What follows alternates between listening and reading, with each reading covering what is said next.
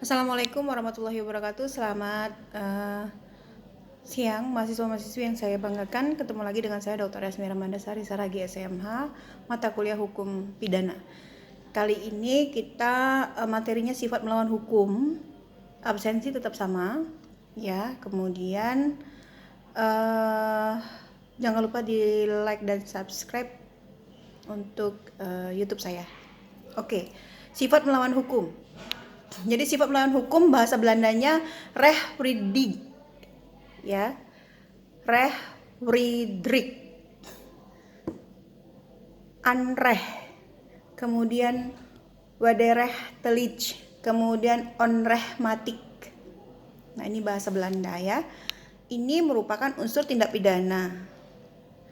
Merupakan suatu penilaian objektif terhadap perbuatan dan bukan terhadap si pembuat. Oke, terhadap perbuatan ya, bukan terhadap si pembuat. Kemudian sesuatu perbuatan dikatakan melawan hukum apabila perbuatan itu masuk dalam rumusan delik sebagaimana dirumuskan dalam undang-undang, ya.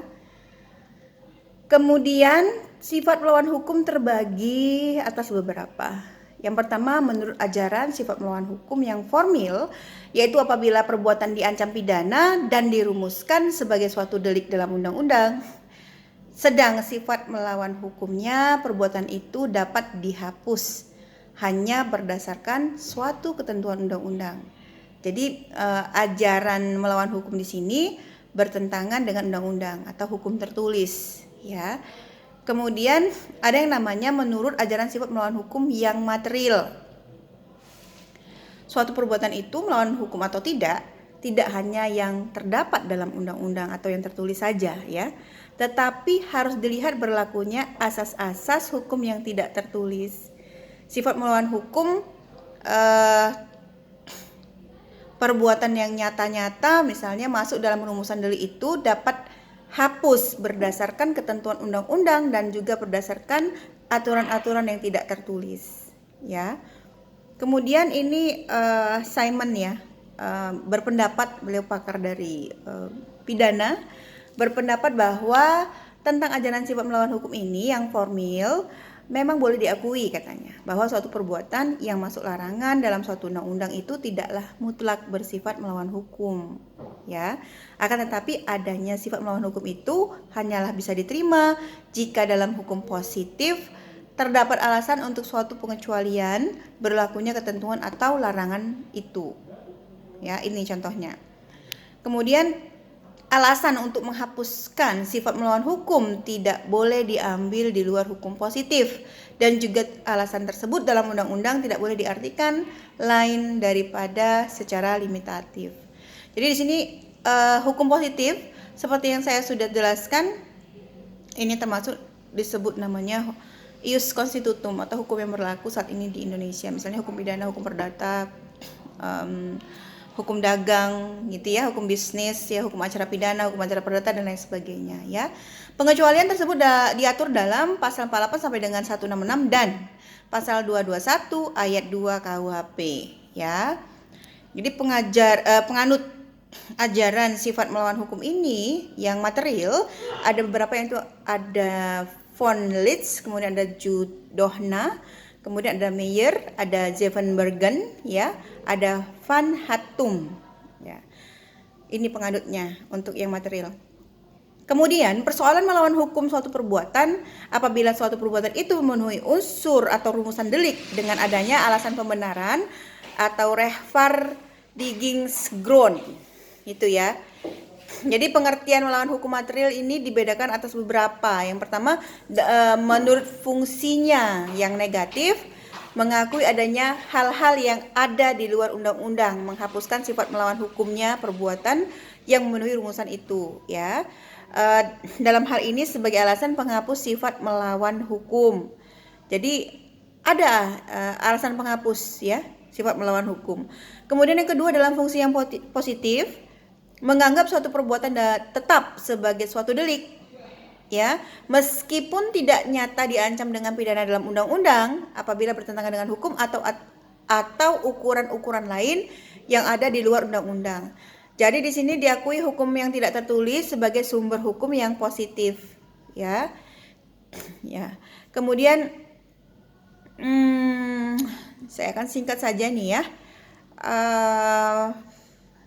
Unsur sifat melawan hukum yang terdapat dalam delik, yang pertama ada yang tercantum dengan tegas. Jadi misalnya unsur ini harus dibuktikan, ya. Kemudian ada pula yang tidak tercantum nih. Jadi ada perbedaan paham antara beberapa pakar pidana terkait hal ini. Jadi kalau Prof. Muljatno beliau mengatakan unsur sifat melawan hukum adalah syarat mutlak yang tidak dapat ditinggalkan, bahwa itu tidak berarti dalam lapangan prosekuil atau acara pemeriksaan perkara sifat itu harus dibebankan pembuktiannya kepada penuntut umum, ya. Oke, penuntut umum ini jaksa ya, Bapak Ibu ya. Ini sifat melawan hukum, ini unsurnya yang dirumuskan dalam undang-undang ada beberapa nih. Yang pertama tegas ya, dipakai istilah melawan hukum katanya, wederrechtlich ya. Ini ada pasal 167, 168, 335 ayat 1 dan pasal 522 KUHP. Kemudian yang kedua dengan istilah lain misalnya tanpa mempunyai hak untuk itu ya, pasal 303, 548, 549. Lalu ada namanya tanpa izin atau Sonderverkauf ya, pasal 496 dan 510. Kemudian ada dengan melampaui kewenangannya, ini ada di pasal 430. Kemudian ada tanpa mengindahkan cara-cara yang ditentukan oleh peraturan umum, ini ada di pasal 429 ya. Jadi kalau arti sifat melawan hukum ini menurut Simon ini yaitu bertentangan dengan hukum ya, karena melawan hukum tentu bertentangan dengan hukum. Yang kedua katanya bertentangan dengan hak atau subjektif recht orang lain ya. Kemudian tanpa kewenangan atau tanpa hak, hal ini tidak perlu bertentangan dengan hukum. Jadi kalau sudah tidak ada kewenangan, kemudian tidak berhak ya udah salah nih. Ya, berarti nggak izin ini pemiliknya gitu. Contohnya apa? Misalnya pasal 362 misalnya mengambil barang sesuatu tanpa hak dan sepengetahuan gitu, tanpa seizin gitu ya pemiliknya. Ya, makanya dikatakan tidak pernah pencurian. Oke, kemudian wahdelik atau putatif delik merupakan sifat melawan hukum yang perbuatannya sama sekali bukan suatu delik, sebab perbuatannya tidak bersifat melawan hukum. Jadi ajaran tentang unsur sifat melawan hukum yang subjektif merupakan penilaian yang objektif terhadap perbuatan. Jadi bedanya dengan kesalahan. Kalau kesalahan ini pertanggungjawaban pidana ya, merupakan hal yang menyangkut pada orangnya atau si pembuat gitu ya. Sifat melawan hukum, kemudian ada yang namanya kesalahan ya, karena kesalahan ini pertanggungjawaban pidana ya. Ini tadi kan di awal saya sudah bilang bahwa sifat melawan hukum ini disebutkan, ada yang ingat nggak tadi? Saya yakin udah pada lupa ya kan. Jadi kalau sifat melawan hukum ini penilaiannya objektif ya, terhadap perbuatan katanya nih, bukan terhadap si pembuat. Tapi kalau kesalahan ya, kalau kesalahan itu kepada si pembuatnya ya. Itu perbedaannya. Oke Bapak Ibu, terima kasih banyak atas waktunya. Semoga weekend ini kita semua mendapatkan keberkahan dan kebahagiaan. Saya mohon maaf jika ada kesilapan dalam penyampaian.